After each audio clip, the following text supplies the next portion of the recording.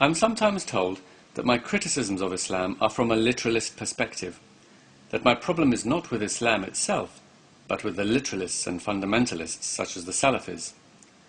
Many of my Muslim friends argue that the Quran is not meant to be read in a literal and simplistic way.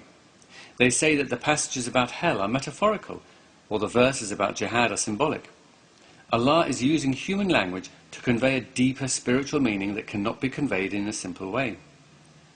I understand where these people are coming from, since I myself used to say similar things, but ultimately I found this argument had too many holes in it. For a start, most Muslims do take the Quran literally. So if God's aim is to convey this deeper metaphorical meaning, then he has quite clearly failed. In reply to this, I've been told, well, that's the failing of people, not God. But if the message is flying over the head of most of mankind, then either the message is too difficult for most human beings, or human beings are not intelligent enough. In both cases, it is the author of the message, or the creator of the human being, who is at fault.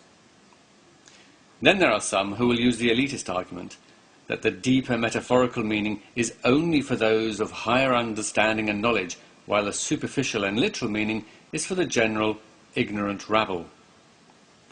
Personally, I find this argument offensive.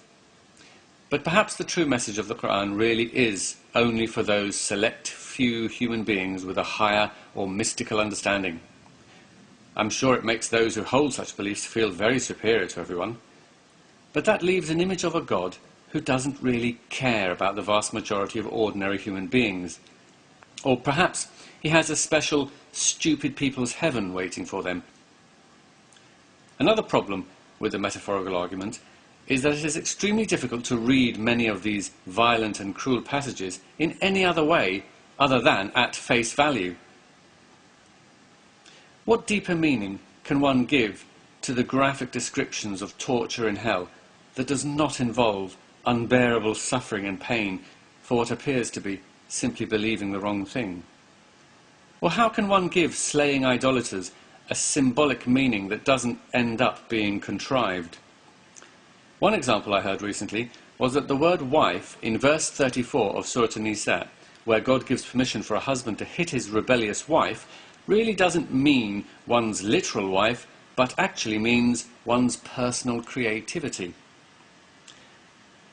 Of course, there is a far simpler and more obvious possibility, namely that the Quran really does mean what it appears to mean, that the verses about hell, fighting infidels, or hitting one's wife really are as harsh and as cruel as they appear to be, and that the author of the Quran is not a divine being, but a human being from a harsh 7th century environment where no one had a problem with a literal belief in hell, slaying idolaters, or hitting one's wife.